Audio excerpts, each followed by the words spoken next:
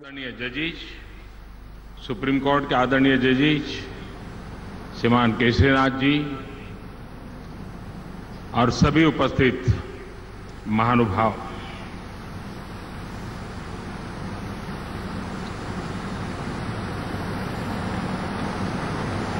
एक 150 वर्ष इस समारोह का एक प्रकार से आज समापन हो रहा है। लेकिन साल भर चला ये समारोह समापन के साथ नई ऊर्जा, नई प्रेरणा, नए संकल्प और नए भारत के सपने को पूरा करने का एक बहुत बड़ी ताकत बन सकता है।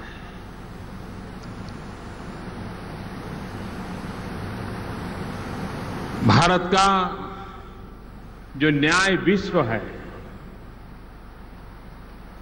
उस न्याय विश्व में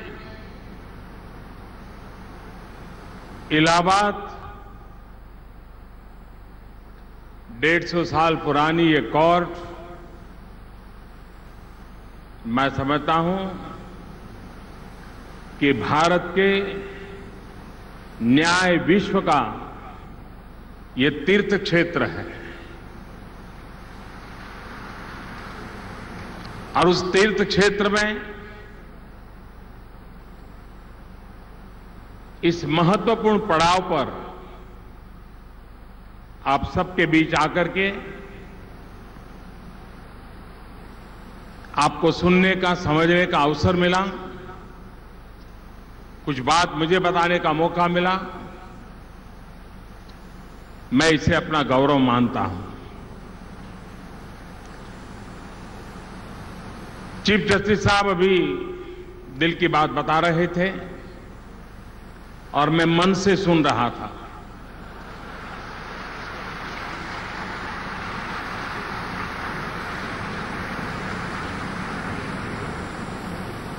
मैं उनके हर शब्द में पीड़ा अनुभव करता था। कुछ कर गुजरने का इरादा मैं अनुभव करता था। भारत के न्याय विश्व को यह नेतृत्व, मुझे विश्वास है कि उनके संकल्प पूरे होंगे। हर कोई जिसकी जिम्मेवारी है उनका साथ निभाएगा। जहां तक सरकार का सवाल है, मैं विश्वास दिलाता हूं कि जिस संकल्प को लेकर के आप लोगों को प्रेरित कर रहे हैं, हमारे जिम्मे जो योगदान देना होगा, हम उसे पूरा करने का भरपूर प्रयास करेंगे।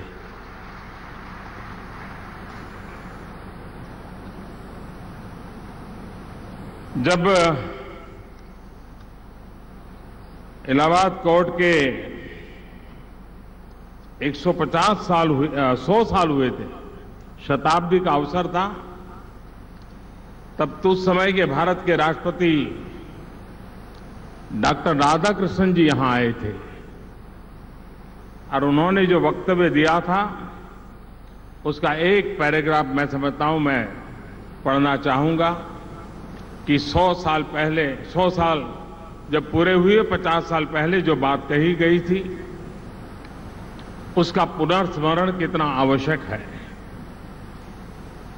डॉक्टर राधाकृष्णन जी ने कहा था, कानून एक ऐसी चीज है जो लगातार बदलती रहती है। कानून लोगों के स्वभाव के अनुकूल होना चाहिए, पारंपरिक मूल्यों के अनुकूल होना चाहिए और साथ ही कानून को आधुनिक प्रवृत्तियों और चुनौतियों का भी ध्यान रखना चाहिए। कानून की समीक्षा के समय इन सब बातों पर ध्यान दिया जाना चाहिए। किस तरह की जिंदगी हम गुजारना चाहते हैं, कानून का क्या कहना है, कानून का अंतिम लक्ष्य क्या है? सभी लोगों का कल्याण, सिर्फ अमीर लोगों का कल्याण नहीं, बल्कि देश के हर नागरिक का कल्याण। यही कानून का लक्ष्य है और इसे पूरा किए जाने का प्रयास किया जाना चाहिए। मैं समझता हूं कि डॉक्टर राधाकृष्णन जी ने 50 वर्ष पूर्व इसी धरती से देश के न्याय विश्व को, देश के शासकों को एक मार्मिक संदेश दिया था और वो आज भी उतना ही रिलेवेंट है, इतना ही स्तुत्य है। अगर एक बार जैसे गांधी जी कहते थे कि हम कोई भी निर्णय करें, ये सही है कि गलत है, इसकी कसौटी क्या हो, तो गांधी ने सरकारों के लिए खास कहा था कि आप जब भी कोई निर्णय करें और दुविधा है तो आप पल भर के लिए हिंदुस्तान के आखिरी छोर पर बैठे हुए इंसान का स्मरण कीजिए और कल्पना कीजिए कि आपके निर्णय का उसके जीवन पर प्रभाव क्या होगा। अगर प्रभाव सकारात्मक होता है तो बेझिझक आगे बढ़िए, आपका निर्णय सही होगा। इस भाव को हम कैसे हमारे जीवन का हिस्सा बनाएं? ऐसे महापुरुषों ने कही हुई बात हमारे जिंदगी का मकसद कैसे बन सकता है? और वही तो है जो परिवर्तन का पुरोधा बन जाता है। इस इलाहाबाद की कोर्ट और भारत का पूरा न्याय जगत आजादी के पूर्व हिंदुस्तान के आजादी के आंदोलन को अगर किसी ने बल दिया, भारत के सामान्य मानवी में अंग्रेज शासन के सामने अभय का जो सुरक्षा चक्र दिया, सुरक्षा कवच दिया, ये भारत के न्याय जगत से जुड़े हुए ज्यादातर वकीलों ने दिया था। अंग्रेज सल्तनत के खिलाफ लड़ते थे और उनको लड़ने का मौका 1 या 2 या 5 लोगों के लिए आता होगा, लेकिन करोड़ों लोगों को लगता था कि हमें अभय से जीना चाहिए, कोई तो मिल जाएगा, अंग्रेज जुल्म के सामने हमारी रक्षा कर देगा। और यही तो पीढ़ी थी जिसने देश के आजादी के आंदोलन को सक्रिय भागीदारी की। देश के जितने गणमान्य नेताओं के नाम हम याद करते हैं, अधिकतम का बैकग्राउंड यही तो अदालतें हैं जहां से संघर्ष करते करते जन सामान्य के कल्याण के लिए राजनीति का रास्ता उन्होंने पकड़ा था। आजादी के आंदोलन चलाया, आजादी के आंदोलन के बाद देश की शासन व्यवस्था में अपनी भागीदारी की। देश में जो मिजाज था आजादी के आंदोलन का, हर किसी का सपना था आजाद हो जाए, और अगर हर इंसान का सपना न होता तो आजादी आना संभव भी नहीं था। और गांधी जी की विशेषता यह थी कि उन्होंने हर हिंदुस्तानी के दिल में आजादी का जज्बा जगाया था। वो झाड़ू लगाता था तो भी लगता था कि मैं आजादी के लिए काम कर रहा हूं। वो प्रौढ़ शिक्षा का काम करता था तो भी उसको लगता था कि मैं देश की आजादी के लिए काम कर रहा हूं। वो खादी भी पहन लेता था तो उसको लगता था कि मैं आजादी के लिए काम कर रहा हूं।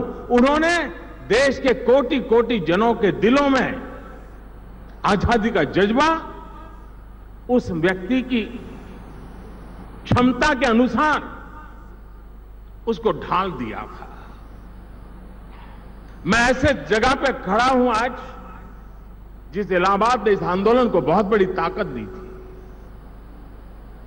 आजादी के 70 साल पूरे हो गए हैं।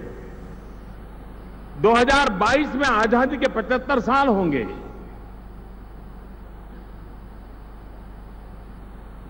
क्या इलाहाबाद से देश को प्रेरणा मिल सकती है क्या कि 2022 जो ललक, जो जुनून, जो त्याग, तपस्या, परिश्रम की पराकाष्ठा आजादी के आंदोलन में दिखाई देती थी, कई 5 साल के लिए 125 करोड़ देशवासियों में वो जज्बा पैदा किया जाए कि जब आजादी के 75 साल होंगे हम हिंदुस्तान को यहां ले जाएंगे। जो जहां है वहां जिन जिम्मेवारियों के साथ जी रहा है वो 2022 का कोई सपना, कोई संकल्प, कोई रोड मैप तय कर सकता है? हर नागरिक अगर ये कर लेता है, मैं नहीं मानता हूं कि देश के किसी नागरिक को ऐसी आशंका पैदा होगी कि परिणाम नहीं मिलेगा। 125 करोड़ देशवासियों की अपनी एक ताकत होती है। हमारी संस्थाएं, हमारी सरकारें, हमारे सामाजिक जीवन से जुड़े लोग,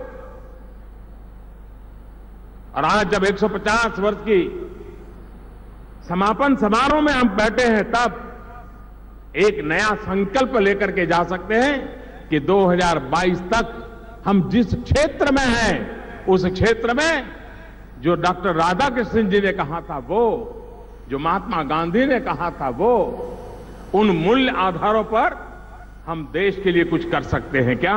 मुझे विश्वास है चीफ साहब ने जो सपना देखा है, आप सबके दिल में भी जो आग है, वो आग एक ऊर्जा बन सकती है, जो ऊर्जा देश के परिवर्तन के लिए काम आ सकती है। मैं भी आपको निमंत्रण देता हूं, मैं इस मंच के माध्यम से देशवासियों को निमंत्रण देता हूं कि आइए 2022 का कोई संकल्प तय करें। जब आजादी के 75 साल हो, तो आजादी के दीवानों ने देश के लिए जिस प्रकार से सपने देखे थे, उन सपनों को पूरा करने के लिए हम भी अपनी तरफ से कुछ कोशिश करें। मुझे विश्वास है 125 करोड़ देशवासियों के सपने, 125 करोड़ देशवासियों का एक कदम देश को 125 करोड़ कदम आगे ले जा सकता है। यह ताकत है, उस ताकत को हम कैसे बल दें, उस दिशा में प्रयास करने की आवश्यकता है। युग बदल चुका है। जब मैं चुनाव प्रचार कर रहा था 2014 में, मैं देश के कई लोगों के लिए अपरिचित था, मेरी पहचान नहीं थी। एक छोटे से समारोह में मुझे कुछ सवाल पूछे गए और मैंने कहा था मैं नए कानून कितने बनाऊंगा वो तो मुझे मालूम नहीं है, लेकिन मैं हर दिन एक कानून खत्म जरूर करूंगा अगर मैं प्रधानमंत्री बन गया तो। इस कानूनों की जंजाल सरकारों ने जो बनाई है,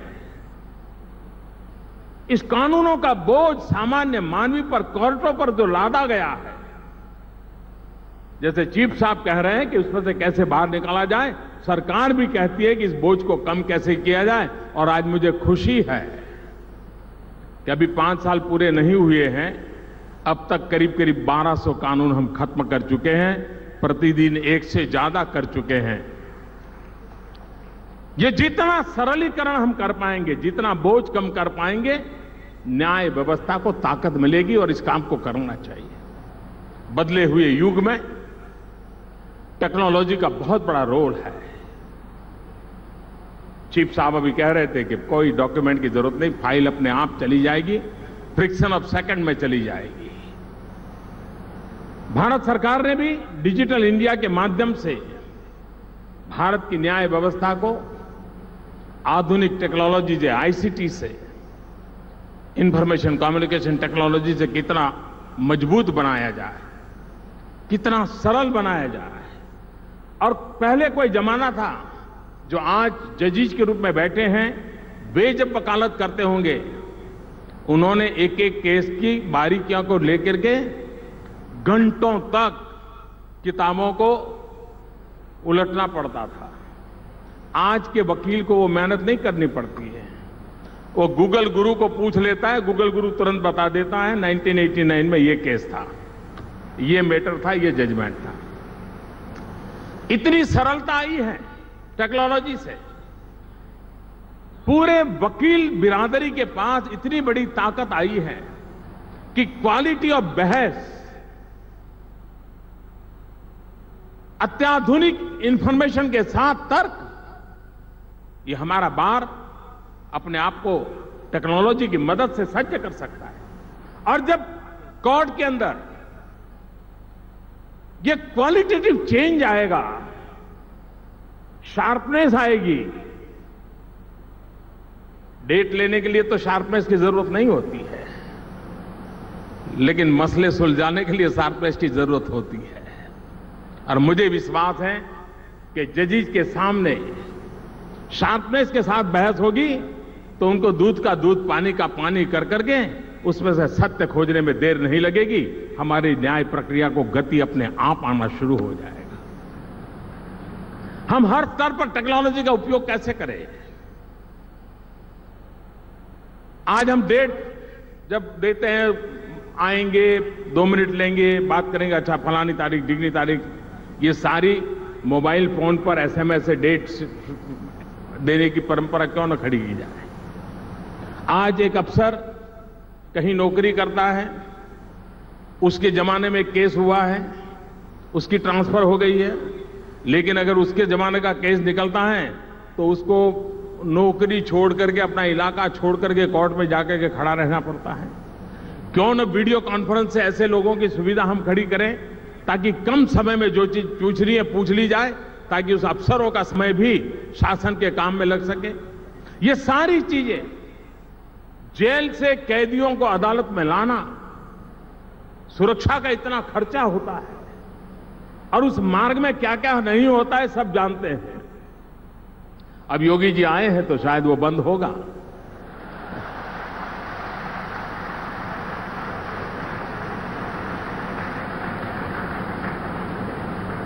अगर वीडियो कॉन्फ्रेंस से जेल और कोर्ट को हम कनेक्ट कर दें, कितना खर्चा बच सकता है, कितना समय बच सकता है, कितनी सरलता हम पैदा कर सकते हैं।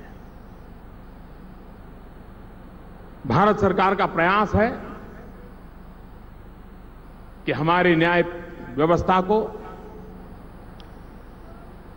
आधुनिक आईसीटी टेक्नोलॉजी का भरपूर लाभ मिले, उसको प्रायोरिटी मिले। मैं देश के स्टार्टअप वाले नौजवानों से भी कहूंगा कि वे भी देश की न्याय प्रक्रिया के लिए अपने स्टार्टअप में नए नए इनोवेशन करें। वे भी टेक्नोलॉजी के माध्यम से जुडिशरी को ताकत दे सकते हैं। अगर जुडिशरी के हाथ में उस प्रकार के नए इनोवेशंस आ जाएं, मुझे विश्वास है जुडिशरी के लोग इसका उपयोग कर करके एक गति लाने में बहुत बड़ी मदद कर सकते हैं। तो इन चहुं दिशा में अगर हम प्रयास करेंगे, एक दूसरे को पूरक बनेंगे, तो इच्छित परिणाम लेके रहेंगे। मैं फिर एक बार दिलीप जी को, उनकी पूरी टीम को, यहां सभी आदरणीय जजेस को, बार के मित्रों को 150 वर्ष की इस यात्रा के समापन के समय पर आदरपूर्वक बहुत बहुत शुभकामनाएं देता हूं। और मुझे विश्वास है कि 2022 भारत के आजादी के 75 साल का सपना संजो करके यहां से चलें। जितना हो सका जल्दी उस सपने को संकल्प में परिवर्तित करें और उस संकल्प को सिद्ध करने के लिए अपनी सारी क्षमताओं को जुटा दें, देश को नई ऊंचाइयों पर ले जाएं। न्यू इंडिया का, न्यू जनरेशन के लिए जो सपना है उसको पूरा करने का हम सब प्रयास करें। इसी एक अपेक्षा के साथ मैं आप सबका बहुत आभारी हूं। धन्यवाद। Thank you. प्रधानमंत्री नरेंद्र मोदी ने न्यू इंडिया का सपना एक बार फिर से पूरा करने का संकल्प यहां पर दोहराया है। इलाहाबाद हाई कोर्ट में बोल रहे थे और कानून सबके लिए है। कानून कम करना चाहती है सरकार ताकि न्यायपालिका पर बोझ कम हो। हर दिन एक कानून खत्म करने का हमने सोचा था। हमने 150 से ज्यादा कानून खत्म किए। न्याय व्यवस्था में तकनीक के इस्तेमाल पर प्रधानमंत्री नरेंद्र मोदी ने जोर दिया है। वीडियो कॉन्फ्रेंसिंग का इस्तेमाल करने, SMS के जरिए तारीख मिलने और ये भी कहा कि मुख्य न्यायाधीश के शब्दों से मुझे पीड़ा हुई है क्योंकि वो काम करना चाहते हैं। कानून सबके लिए बराबर है, वो सिर्फ अमीरों के लिए नहीं।